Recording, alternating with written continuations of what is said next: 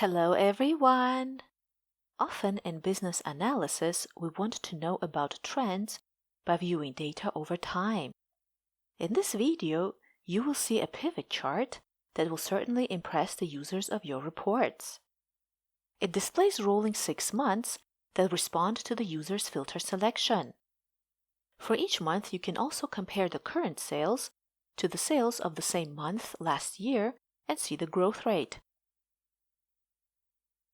For example, here we see a steady negative development starting from the summer months. Creating such an analytical chart from such simple source data using formulas or the regular pivot table would be a really complex task. So a power pivot offers an elegant solution. Using a power pivot also offers an additional bonus because the formulas shown here can also be used in Power BI. So let's see how this is done. My source data shows the daily sales of a product. Let's convert this data range to a table by clicking it and pressing Ctrl and T together. Let's call this table Sales. By default, the Power Pivot add-in is not enabled, so you will not see the Power Pivot tab on the ribbon. To enable Power Pivot before using it for the first time, go to the File tab, Options, Add-ins, and in the Manage box, click COM Add-ins and then Go. Then check the Microsoft Office Power Pivot box and then click OK. Now the Power Pivot tab should be visible on the ribbon. Now let's click in the Sales table and in the Power Pivot window, add it to the data model. I will also need 2 proper date tables to filter the sales table. A sales table may not be a proper date table.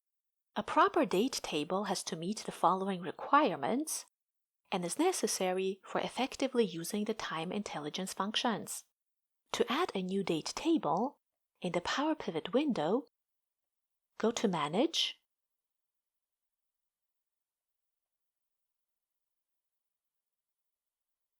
and in the Design tab, add a new date table.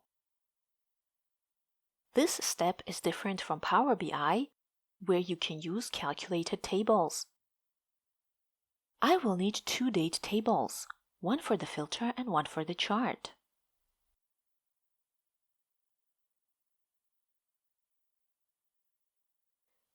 My source data has dates from the 1st of January 2023 till the end of November 2025. So Power Pivot will automatically add 3 full years. For the next year, you can also update the range of dates manually. Let's rename the calendar tables. One is for the filter,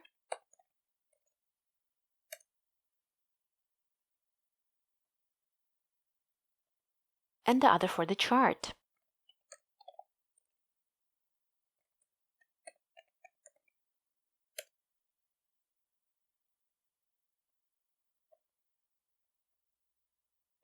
And let's create relationships between both calendar tables and the sales table using the dates columns.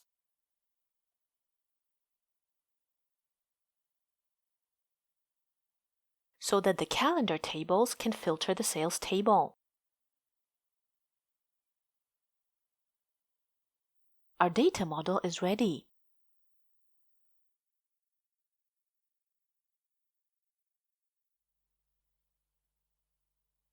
Let's add a pivot table from the data model.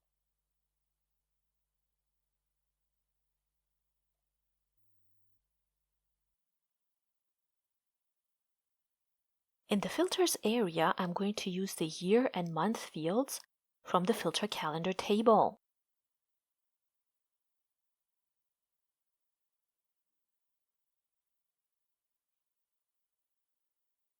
And in the rows area, I'm going to use the fields from the chart calendar table.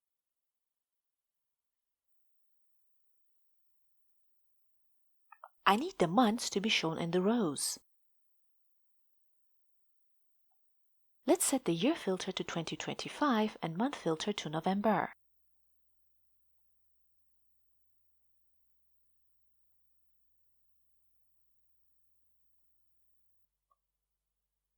I need to use fields from different date tables in the filters and rows areas. Because if I only use the fields from filter calendar table for both, then the filter selections will always filter the rows, and that's not what I want.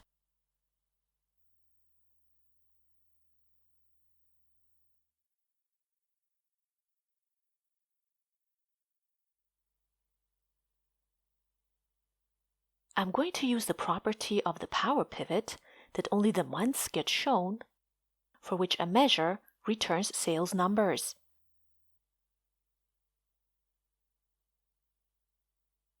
So let's add a new measure to the sales table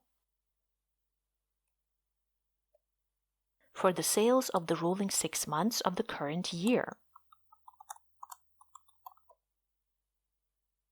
We have applied filters, so for the measure I will use the DAX function calculate, which can modify the filter context to evaluate an expression. The expression in its first argument will be the sum of product sales units from the sales table. As the filter argument of this function, I'll use the time intelligence function dates in period. The first argument is the date column from a date table, in this case the filter calendar table. The start date is given back by function max of this column. The start date is context sensitive and changes depending on what filters are applied using columns from the filter calendar table. Dates in period then goes back 6 months from that maximal date and returns a column of corresponding dates, which will be used instead of the original filter context.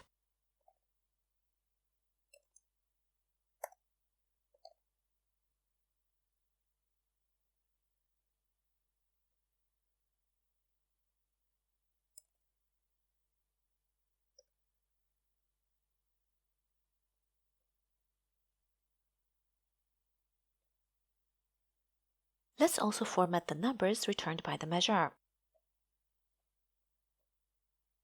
The fields from the other date table, called chart calendar table, are in the rows area. Because the chart calendar table also filters the sales table, the measure returns sales units per month.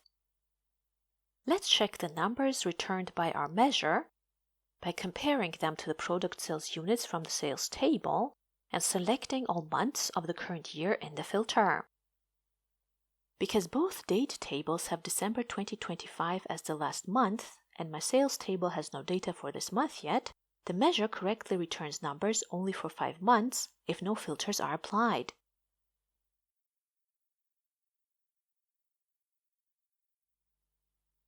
To rectify the situation, we need to add a variable to the measure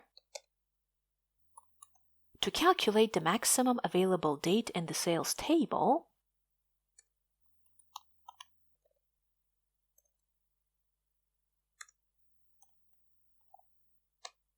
when any filters affecting the sales table are ignored. For this, I will use the function all. In Power BI, you could also use the function remove filters instead of all. We also need another variable to calculate the start date as the maximum date in the filter calendar table under the condition that the dates from this table are less than or equal to the maximum available date from the sales table, which in my case is 30th November 2025. Let's use the start date variable in the dates in period function. Define the variable calc as the sales units calculation.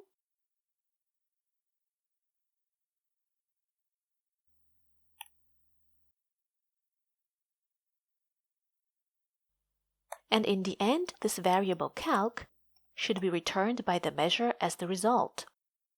Now the filter argument of the function calculate in the start date variable will override the existing filters. So I'll always get 6 months until November 2025, even if I'll change the month in the filter.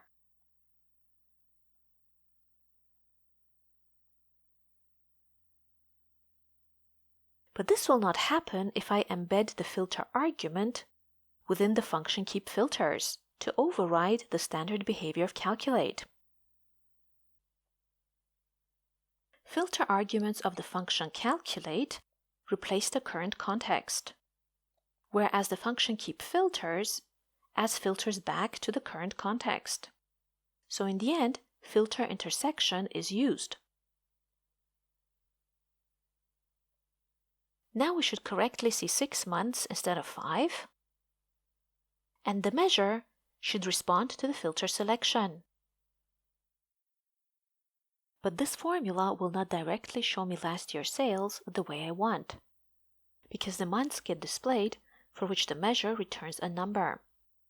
For a quick example, let's copy the measure and create a similar measure for last year's sales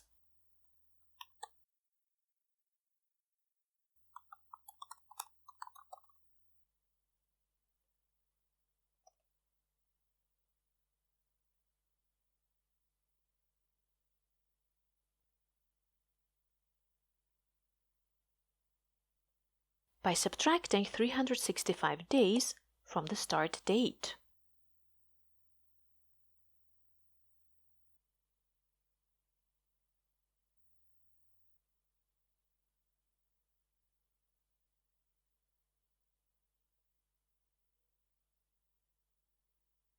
Please notice that prior year's numbers get displayed for additional months and not side by side with current year sales as I need.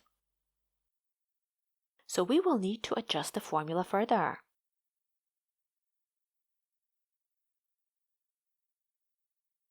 The start date has to be shifted 1 year back. To handle leap years correctly, I will not simply subtract 365 days from the originally calculated start date, but will use a proper date and time function eDate that respects calendar logic to move the single date back by 12 months.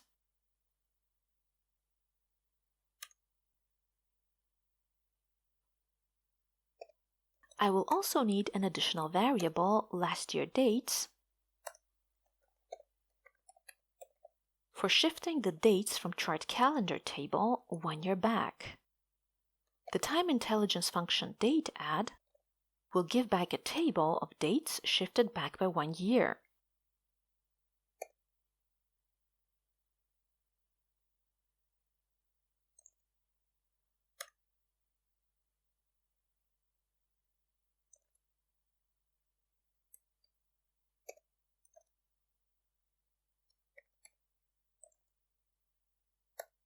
And in the final sales calculation, I will have to add one more filter argument to the function calculate, and that's where I'll use the variable last year dates. The function dateAdd shifts the current filter context back by 1 year. It redefines the context to last year's equivalent period. That means the calculation is aligned with the current months, but offset by 1 year. So we see last year's sales for current months. Without dateAdd, the calculation is locked to the period window provided by function dates_period, not aligned with the current months. So sales are shown for that historic window.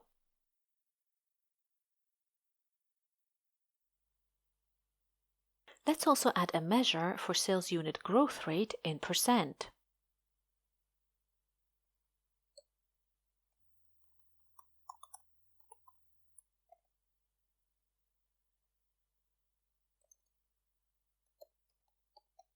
For this measure, I'm going to use the two measures created earlier.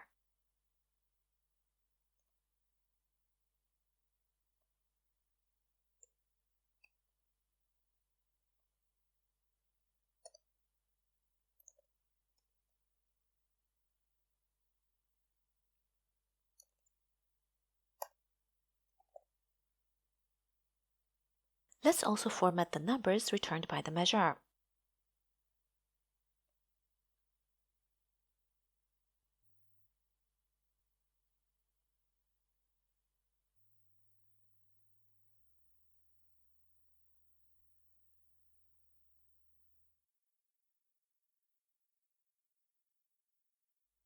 Let's also add a pivot chart.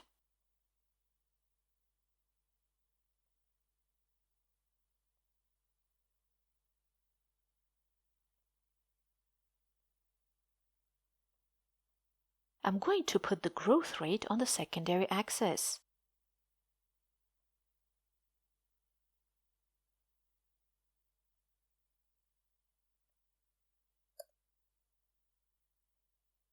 And in the Format Data Series pane,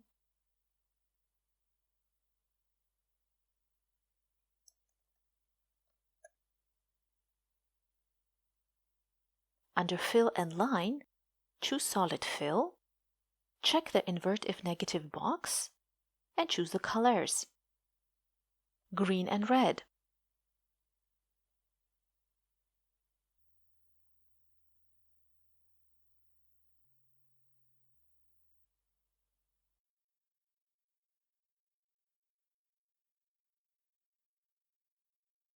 And in the Pivot Chart Analyze tab, hide all field buttons for a more decluttered look. The analytical pivot chart is ready. And if you like this video, please like and subscribe for more content like this.